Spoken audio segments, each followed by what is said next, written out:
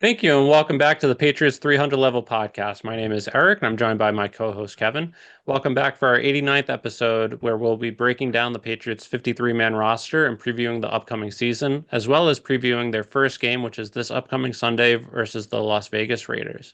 Make sure to follow us on Instagram and Twitter/X at Pats 300 Level Pod for up-to-the-minute updates and commentary on news of the day. Kevin, we're back for NFL football, Patriots football. Been a little bit, but training camp's finally done. Preseason's finally done, and we're ready for some games this week. What are your overall thoughts? Just Patriots being back, NFL being back, and anything over the offseason that has surprised you in a good way or bad way before we start getting into some of our topics that we have planned. Yeah, I think I'm excited for this year. I know we didn't do as much in the kind of training camp like we've done in the past, but just due to schedules and timing is a little bit harder. But getting back at it will hopefully be every week, unless something happens here and there that happens every year. But really excited to kind of go through and talk to the Patriots, and much more excited this year than last year. I think Yeah. everyone knows that. We were kind of dreading last season, knowing that it wasn't going to go in the direction that anyone wanted to go, unless you wanted to go in that direction so that way Mayo wouldn't be the coach, which was kind of the Yeah. silver But lining of things. yeah. Um, And even to that end, though, like neither of we said last year in the beginning or our beginning of season episode, I believe, if not, we said it many times throughout the year, that like we thought last year was going to be bad, but it would have to be 0 and 16, 0 and 17 level bad for Mayo to be gone. And we were just dreading it, thinking that this is what we're going to have to deal with for the next 2 to 3 years. mhm. Luckily, I know what worse than we expected, even though they did Oh go yeah, I to don't think anyone could have thought it was going to go that bad. Like yeah. I Like had record no. wise, it ended up around where we thought, I think it's but just exactly where the we thought because I think I yeah, said it was going to be the same record as the year before. They were probably going to be like a 6 to 7 win team and they'd lose a few games on coaching, but it just looked much worse yeah, than any exactly. of us thought. And that, but luckily, the to Kraft's credit, he recognized his mistake and admitted to it, which is something we didn't expect, and moved on. And now we have Rabel, who, at least on paper, everything we've seen in camp and the media and everything seems to have righted the ship so far. But we will have to wait and see what the on-field product actually looks like. Uh, Exactly. so j just going through camp preseason, some of the notable roster cuts, decisions. Kendrick Bourne was released after the 53-man roster cut down. Same with Jabril Peppers, Javon Baker as well. He was cut, one of Elliott Wolf's picks last year. Same with Layden Robinson, who believe the beginning of the season last year, Gerard Mayo said Layden Robinson is a special talent, which is why he was starting. He's gone. Cole Strange gone, City Sao gone. Those were some of the notable ones, among others. Anyone that stuck out to you that is gone or that you didn't think should be, or anyone that's still on the roster that you're kind of surprised about? I don't think any of these were complete surprises. I think Yeah, going into this year, I think we all knew the way that they were trying to clean house, that they were going to get rid of a lot of kind of former players and have their own kind of regime where yep. keeping a lot of the good ones, but they were going to try and anyone that had any sort of kind of leadership position, they wanted a kind of a change of voice there. Hmm. Um, So that's why I also wasn't surprised about Jabril Peppers. More so as the training camp went on, I thought he was going to be on the team. So Yeah. more so there, I would have thought more at the beginning they would have gotten rid of him. And I'm actually surprised that Tavai is still on the team. I thought he was going to be gone. Yeah, he was Um, my one surprise that he Tavai that he's still on the team. I mhm, know in our one of our off-season episodes that we did have this year, it was either you or me that said that we thought Peppers could be a surprise cut mhm. just because of the new regime coming in. Does he fit the system of what they're trying to do? Also the leadership aspect as well. So again, talent-wise, it's a surprise because I think he has, when healthy or not suspended, he has been one of your best defenders the last couple of years, and he is versatile. But Vrabel is trying to build his own defense, build his own team. Yeah, and a lot of the Rabel defense uses kind of those two high safeties, and that's not something that Peppers and Duggar are really known for.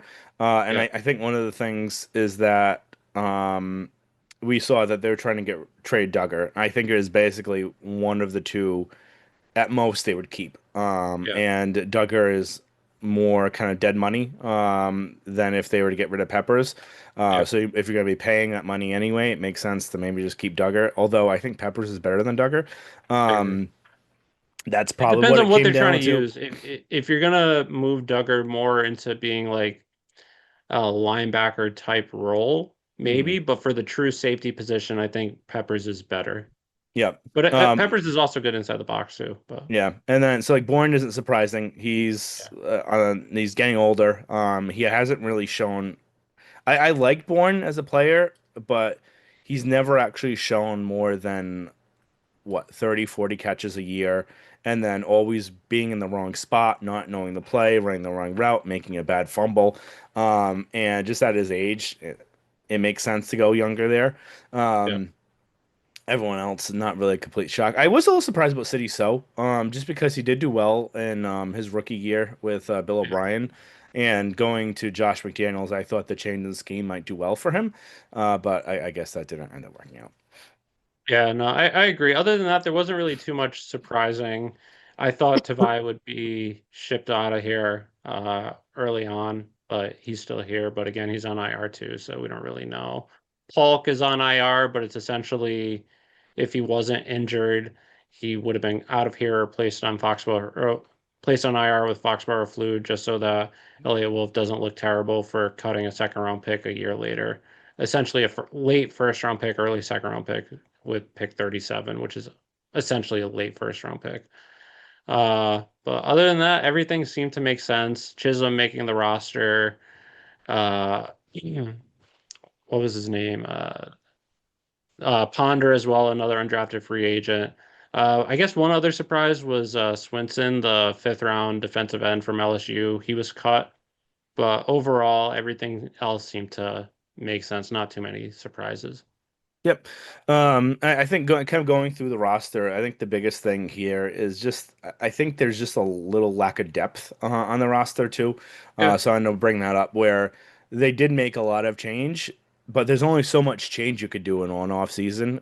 yeah, Where I think they've got a very decent kind of starting lineup in both ends. But the yeah, problem is just the lack of depth, where if someone gets hurt, there's not as many people to line up to go beyond them. So that's what you kind of saw in the last game against the yeah. Giants, where it's all of those kind of backups playing.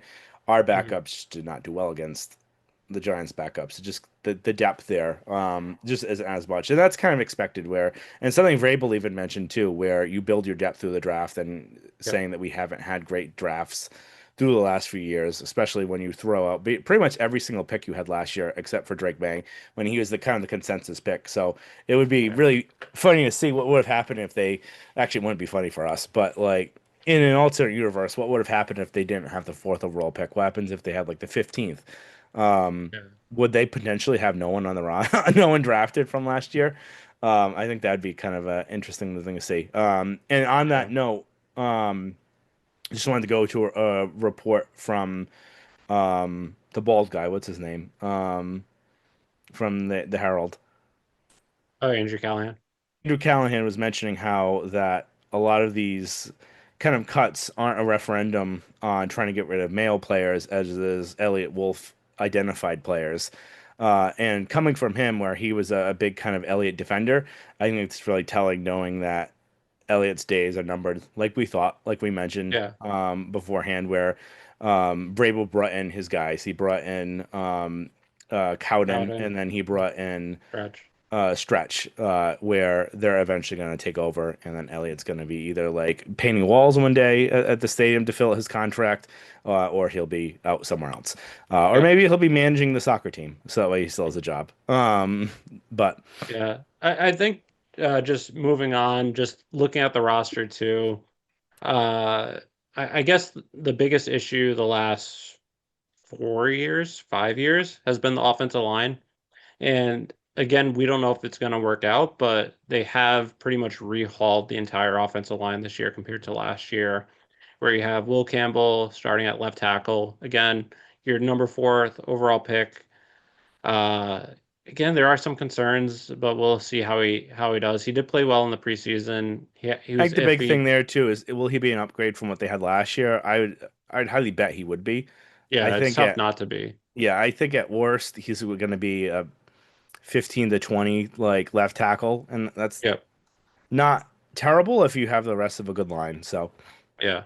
And then you have Jared Wilson starting at left guard. He was their third round pick this year, the rookie center from Georgia. But he's playing at left guard. You have Garrett Bradbury, who's the center for the Vikings, taking over David Andrews' old spot. Michael Onwenu is back at right guard, which right guard is his position. I know he fell off last year, but again, I think there were a lot of things at play last year where he started at right tackle and then guard and then tackle and then guard. And then also there was a different rotation, not only in every game last year, but at every practice too, of different offensive line rotation. So you can't get the consistency knowing who's next to you, getting the calls right. You can't do your job if you don't trust the people next to you doing their job as well. So I'm encouraged he'll be better, but we'll have to wait and see. And then Morgan Moses starting at right tackle, at least to begin the year. He, longtime veteran with the Jets most recently. And then you also have Marcus Bryant right now as the backup right tackle. And I wouldn't be shocked if he might actually take over for Moses at least some point during the year, just because he had a really good camp, really good preseason. And for those of you that aren't familiar, uh, Membu, who was the second overall tackle taken in the NFL draft this year, I believe he went seventh. He went to the Jets. It was either number six or number seventh overall. He was actually a right tackle in college, but he was drafted to eventually play left. His left tackle in college, which is typically the harder position, was Marcus Bryant, who's just a massive human being. I believe he's 6'7", 300 something pounds. But if he was good enough to start at left tackle in college on the same line as Membu, I think it's worth a shot to at least take him and see what happens, which is what we thought at the draft. But he's had a really good camp, and I wouldn't be shocked if he takes over. And then from this draft, you might have three starting offensive linemen going forward for years to come. yeah. And then I think another one, a really kind of interesting player that we saw throughout kind of preseason was just Trayvon Henderson and how kind of electric he was. I don't think we've had a player like that. Or at least at running back, and really ever since I can remember. He's kind of a combination of a bunch of different type of players, I would say. Yeah, he's like a Um, bigger, faster Dion Lewis. Like, yeah, because Dion Lewis was very electric and shifty, but he was small and he couldn't always. He would he have to wasn't get through a fast. hole. Yeah, He was quick, but not fast. yeah. So Henderson combines that quickness and fastness, which is really kind of interesting. So excited to kind of see how he looks. Um, all right, do you want to go to kind of NFL predictions?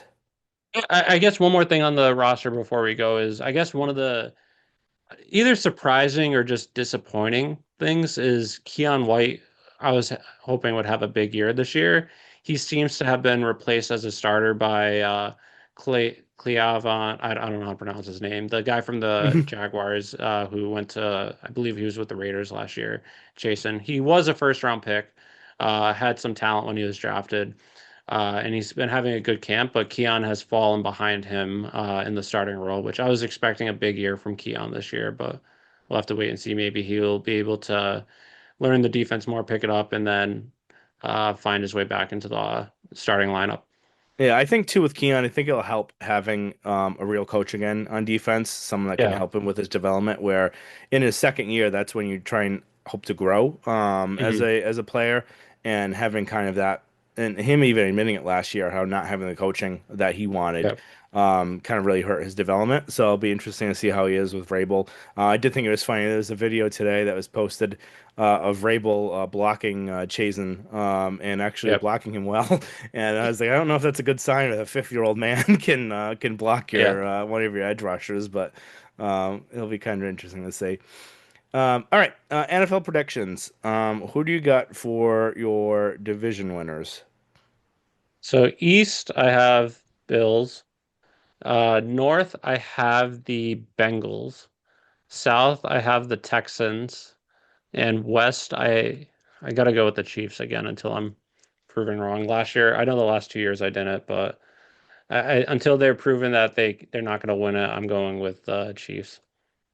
All What right. about So you? I'm gonna go Bills with the AFC East. The West, I'm going to go with. I don't want to take them. I'm gonna go with the Chargers. The Okay. North, Bengals, and then the South, I'm going to go with the Houston Texans. All right. And what about the NFC? NFC, I'm going to go Commanders with the East. Over the Eagles. Wow. I love Jane Daniels. Although I truly admit I think there could be a very big chance he takes a step down this year. Yeah. When have like a second year slump. And then come out even better for the third year. But I'm gonna kind of lay with my guns here and go with Jane Daniels. West, I'm gonna say the Rams, and then the North, I'm going to go with the Packers. Although this one's really tough because the North is probably it kind of compares to, I guess, the AFC West is stronger, but this is probably a close second for how hard a division could be. Where you get the Vikings, Packers, Lions, and hell, even the Bears might even be a little bit better this year. Yeah. But the Vikings, I wouldn't say just because I think they'll take a step back with JJ McCarthy. Yep. The I'd agree with that. Lions, I think there's only so much you can do um, with the quarterback situation there. I don't think he's a guy that can put you over the top. Hmm. I think he can help you win a championship, but I don't think it's one that he's going to be leading. I think a lot of things have to go right for that to I think happen. you can win a championship with him, but he can't win it for you. Exactly. Yeah. He's not going to be the one to win you it. I think it's a whole Yeah. kind of team thing where he does the right thing. He's not making mistakes. He can get you there. You can win with him, but I don't think he's the kind of leading factor of it. Whereas I do like Jordan Love a lot, although there is the fact that he plays well during Toyotathon and then stops during after that. Yeah. So it's like he never really has it on for the playoffs. Although I think he's a really good quarterback. He's got everything about him. He moves quick. His release is quick. He's got a good arm. I just want something to be there with him. So that's why I'm going Yep. him. And then the NFC South, the Bucks. That's easy. Yeah. I'm going in the East, the Eagles again. I think they're just too dominant of a team. I think the Commanders might take a step back just because I think I wouldn't be shocked if Jaden Daniels takes a step back this year, similar to how CJ Stroud did last year. North, I'm going with the Packers. I don't think Campbell is a great X's and O's coach, and I think he's a good leader and motivator. But I think a lot of their success last year was both of their coordinators. So we'll have to see how he is without both Glenn and Johnson this year. So I'm going with the Packers. South, I'm going with the Bucks. I think they're the best team, but I wouldn't be shocked if Carolina actually takes a pretty big step up this year and they make the division close at the end of the year. And then West, I'm going with the 49ers. I was thinking the Rams, but with Stafford's back, I think that's going to be an issue. And then it's an odd year. 49ers always do well in odd years, so hopefully I'm guessing they're not going to have the injury bug this year, and they probably will, Well, but their they wide always do. receivers are basically very thin right now. It's early on though. They have I think they can manage through that, but they did well in 19, 21, 23, so 25. I'm going with them again. Well, the reason why we're two with the Rams, I'm not concerned if Stafford gets hurt because the one and only James Richard Garoppolo is the backup quarterback there, and will be throwing passes to Devontae Adams and completing them this time. You want to do wild cards for each division or nah? Nah. Okay. I do think the Patriots will make the playoffs as a wild card team, though. I will add that. All right. And then what is Super your Bowl. Super Bowl prediction? That is a good one. I am going to go with, I think the Bills are finally going to get over the hump, and it's going to be the Bills against, I say this team every year. And I'm never right, but it might be this year. The Bills against the Packers, and then the And who's Bills winning? will lose on a missed field goal. Okay. 24 to 21. Right. I think it's gonna. They don't have a great coach, but I'm gonna still go with the Bengals. I think that actually no, their defense sucks. What am I talking about? Forget that. I will probably go with Chargers. I think McDermott's gonna just shit down his leg again. And just looking at the rest of the AFC, maybe the Texans, but I think the Chargers with Jim Harbaugh, they are going to go against the Packers, and then the Packers are going to win just because Justin Herbert in big games will find a way to choke, like the Chargers always do. But I will go Packers over the Chargers. All right. And if I'm picking a score, I will go 31 to 24. And who's your MVP? For the league, Yep. uh, I'll probably go with Josh Allen. If he's healthy, it's tough with the rushing and the throwing. It's either probably going to be him or Lamar Jackson, unless someone just completely balls out this year. I'll go Josh Allen because Lamar Jackson has been healthy the last few years. I feel like he's, Due for an injury yeah, bug. due for an injury. You never wish on an injury, but just what he's hasn't been healthy like the previous like 3 or 4 years, and he has the last 2 years. So that's why I'll just go Allen. What about you? I was gonna go Josh Allen. I kind of want to go Jane Daniels down because you picked Josh Allen, but Uh, I'll say Josh Allen. Sounds good. And I now don't want on to to jinx the myself too much where I have him yeah. on in my dynasty league. So So now thinking, moving on to the Patriots, what are your thoughts for them this year? What are your expectations? What would be a good season and and what would be a bad season? I think a Uh, good season would be anywhere from 8 to 9 wins. Like that would be what they should get at minimum. yeah, Um, assuming no major injury. I'll yeah, always throw that. Like if Drake May is out for a prolonged period of time, they're not winning anything with Josh Dobbs. maybe with Tommy Or Cutlets. Tommy Cutlets. Maybe he wins you a couple games, but like nothing crazy. Yeah, So assuming no major injury, I would say a minimum of 8 to 9 wins. I'm optimistic, but I also like want to be realistic. So I'm gonna say they're gonna go 9-8. Although I could see them winning 11 games. yeah. They're favored in I'm 11 games. I just think with all this roster turnover and all these new coaching, it's kind of unfair to expect them to win that many yeah, and to win strong. So I want to kind yeah, of temper expectations a little bit and say 9-8. yeah. I have them 10 and 7 to begin the or after free agency and the draft. I was thinking maybe 11 or 12 just because of they have an easier schedule this year. And then just thinking of how many games they lost solely on coaching last year, or just coaching decisions, not even considering scheme or game prep or anything like that. But I have to agree with you. The NFL is a tough league to win in. Uh, and there is a lot of roster turnover. So I'll go 10 and 7. They make the wild card, probably lose first round unless they get lucky and face a Bengals team without defense or something like that. But All right. Who's your team MVP? I'm going Drake May.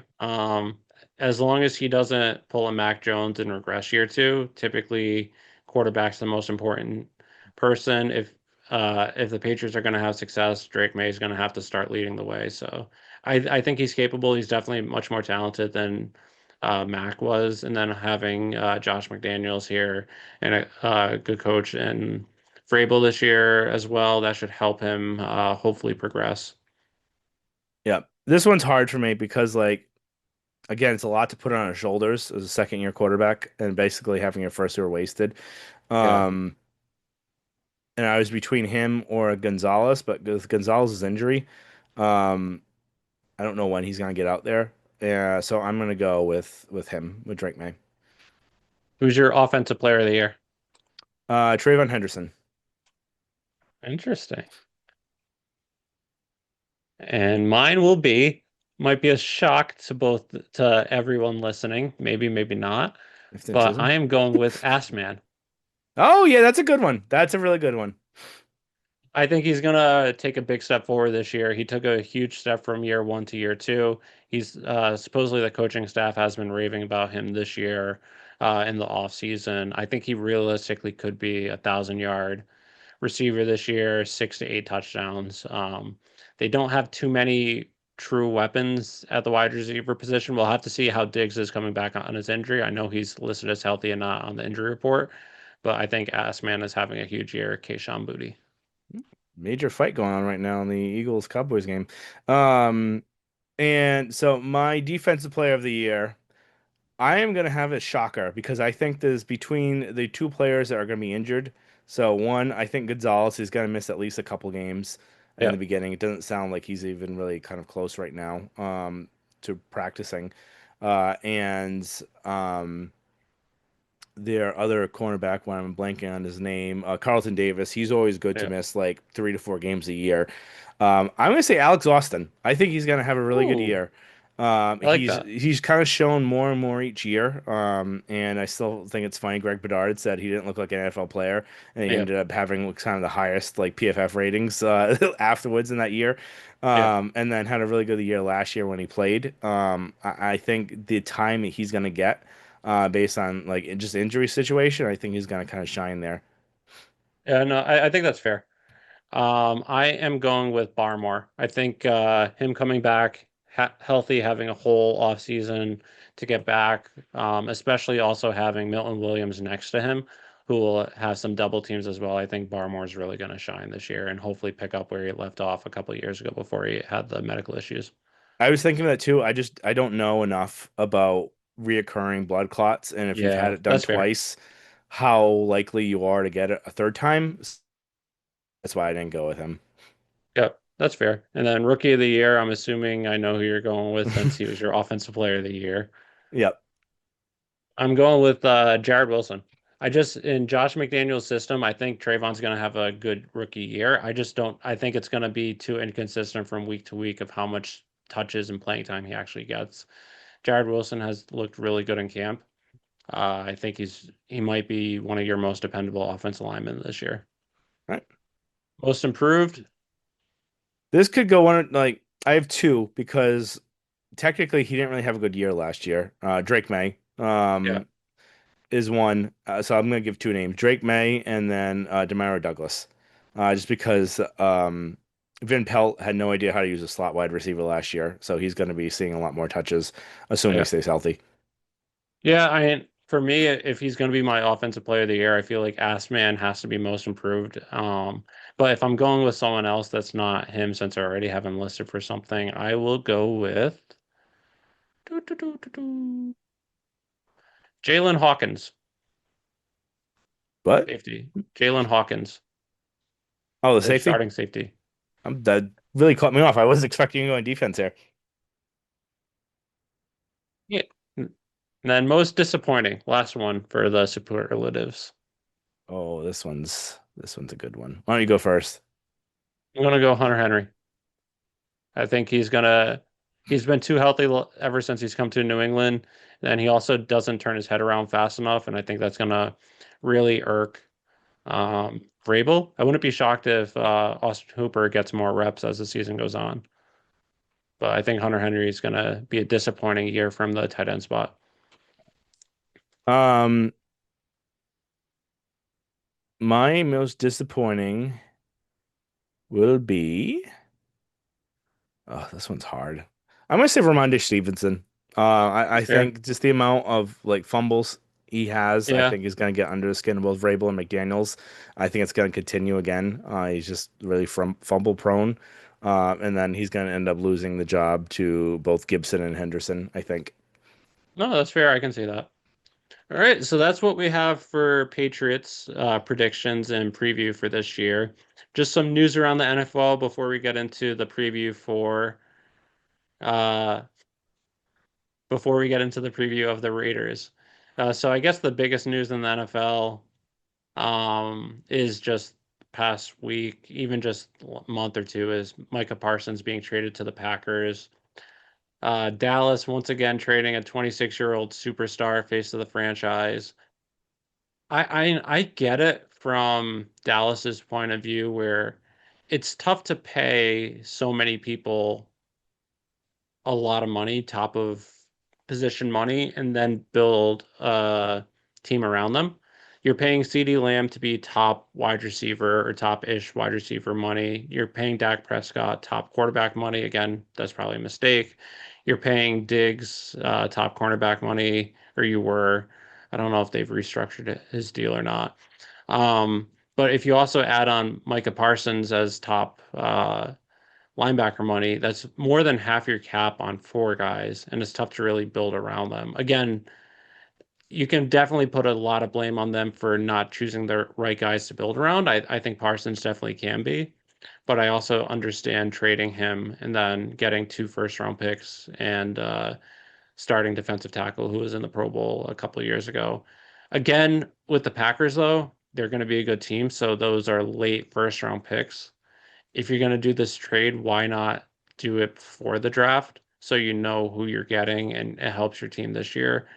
Uh, what are your thoughts on the trade? There's one more thing I want to talk about it, but I want to get your thoughts on it before we move on. Yeah, I think again, um, two first round picks that are late first round picks for him, I think isn't worth it for what you're Yeah, getting for him. But I do also get saying like you can't pay him and everyone else and build the team too. So it's a really tricky situation. I think they should have just held out for more at that point. And or at least done before the draft so you know what you're getting. Because right now you could literally get the 32nd pick, like, yeah, and then like a 28th pick the next year. And then are you really getting anywhere close to the caliber of player of Micah Parsons with either of those two or those two combined? Like I think at that point, if you're doing that with them, you need to get more out of it. yeah, Especially since the defensive tackle they got is older. I think he's yeah, what 30, 31 years old. yeah. I Um, think he's entering his 10th season. yeah, so it's not like you're getting a kind of premier player that's gonna be on your team for a while. Yeah. And I've heard this from a lot of Patriot fans. I saw it on Twitter, heard from a couple of our friends who are Patriots fans after the news broke, like why didn't the Patriots do this deal if that's all it took? But again, two things. One that Vrabel even touched upon is you're not one player away from winning a Super Bowl this year, and that's part of the reason why is you alluded to it as well. Patriots don't have a ton of depth. They have some spots where even as starters, some deficiency. Um, you're better off using those picks to get players to help build your team. Two first round picks, second round pick. You probably would have had to trade Keon White or someone of that caliber who's developing. Also, another thing too is by paying him 50 million a year, granted you have Drake May on a rookie contract, but you're paying Williams 30 million a year, Barmore 25 million a year. You're gonna have to pay Gonzo 40 to 50 million a year next year. Just for four defensive players, if you add Parsons, that's over 150 million in cap just for defense. So again, I don't know if you can really realistically build your team being that top heavy, cap heavy. So again, the Patriots just didn't make sense as a destination, given where they are, where the team is, how many holes they have, and what the cap situation would look like. Oh yeah, 100%. I would say they already have too much invested on the defense right now. If you're going to be investing something like that, it would have to be for a wide receiver at this Yep. point. And that's kind of gets us into the McLaurin extension. That would have been maybe the perfect guy that to maybe do Now, that. if he was younger, where he is in age and his production lately, I don't know if it made sense for the Patriots to go after him either, because you'd have to give up draft capital and make And that the other extension. thing too about the way that wide receivers have been going for lately, they haven't been going for like two first round picks lately the last couple of Yeah. years. So you probably would have been able to get him for less. But the if And you're going to be McLaurin probably would spending, have been a second round pick at least. yeah. Probably not even a first, but But if you're gonna be spending money, it would need to be on the offense. You already have too much invested on defense right now. yeah, McLaurin extension really good for Washington. I say just to lock him up to have him with Daniels. yeah. really good for my dynasty league too, because I know at least they're going to do well together.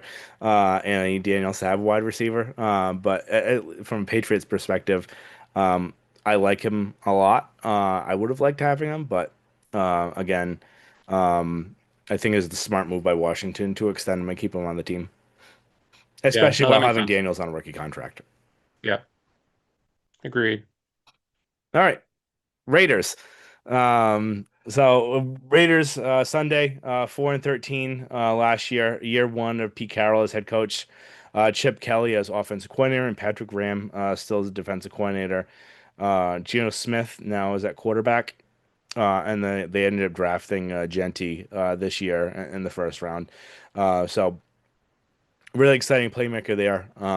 Smith, he's gonna be a dependable quarterback that gets kind of the job done. Nothing spectacular, nothing terrible. Um, so it should be an Nothing interesting game. spectacular unless he's playing Gerard Mayo's defense. So it should be interesting, I think. It should be a good game. It'll be interesting to see what Pete has kind of up his bag of tricks at his age. What are your thoughts? Yeah, it's Raiders are in a very similar position as the Patriots, where uh Patriots last year went 4-13. Really should have been 3-14, but 4-13, and they had a terrible head coach. Raiders last year went 4-13, had a terrible head coach who they fired after 1 year as well.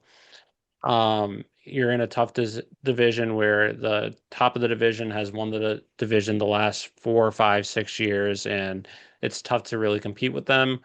Raiders did have at least on paper, you never really know, but on paper, they seem to have a good draft where they drafted Genty.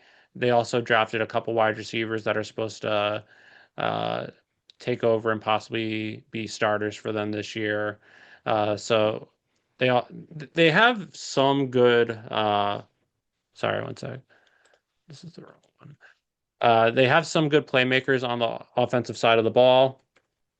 They have Jacoby Myers with Genty. They also have sorry, I'm pulling it up right now. Thornton, who is one of their draft picks, is projected to start for them. Also, Jack Beck, who they drafted, is to get some playing time. And then you have Brock Bowers, who is had one of the best rookie tight end seasons of all time. So, as the Patriots, what you're going to have to do is hopefully stop the run to begin with. So, you're forcing Geno Smith to throw, and you're going to have to try and take Jacoby and Brock Bowers out of the game and then hope that the rookies can beat you, which they may or may not. But when Geno Smith, he's been average, good. He's been like a good, solid game manager with the Seahawks. But when the Patriots played the Seahawks last year, a game that you and I both went to, Geno Smith went 33 of 44 for 327 yards and a touchdown and pretty much had his way with the Patriots defense. Again, different defensive scheme. It was Mayo and Covington, not Vrabel's defense, but that's just something to keep in mind. And then on the Raiders' defensive side of the ball, you have Max Crosby, who's arguably one of the best defensive players in football, who you're going to have to stop. He's probably going to be lining up against Will Campbell, and we'll have to see how Will Campbell does going up against arguably the best defensive player in football. He might also go up on the right side against Morgan Moses too. He'll have his hands full with that as well. Uh, yeah, but again, both Patriots and Raiders after a bad year last year, after a bad year with essentially a rookie head coach who didn't know what they were doing, both get established head coaches that are arguably some of the best at what they do in the NFL. So the Raiders are definitely going to be a well-coached team this year and should be an interesting matchup. I think on paper the Patriots definitely have more talent, uh, and they should win the game, but it will likely be a tough fought game, at least in the first half into the third or fourth quarter. What are your Yep. thoughts? No, I think too. The other thing to keep in mind, usually the first couple games of the year are um, much more sloppy, Yeah. especially even for season teams, let alone teams going with new coaching staffs, new players, all that sort of stuff. So I don't think we're going to see the cleanest of games the first couple of weeks. I think they'll win. It'll be close, I think. I think it'll be like 17-14. Two missed field goals by the rookie kicker. And then that would have them covering they're right now favored -2.5. The over-under is 44. Um, so they would be the under there. Yeah, I have the Patriots winning 24-20. Again, I think it's going to be sloppy, but I think they're just more talented. And Vrabel, again, both are very good coaches, but I think Vrabel will be able to find a way to get enough out of the Patriots to win this game. But again, I wouldn't be shocked if they lose either. Yep. Yeah, I mean, exactly. This one's a hard one because it's especially the big game of the year. And the types of teams going at it. So should be a good one though. Yep. All right. Anything else? That's all I got for me. Just happy to be back. I know it's been a few months, but should be going for pretty steady going forward. There might be a couple of weeks here or there that we might have to miss just because of scheduling, but should be on much more regularly now that the season has started. All right. Well, thank everyone for listening. Make sure to subscribe, rate, and review, and look forward to talking to you guys next time.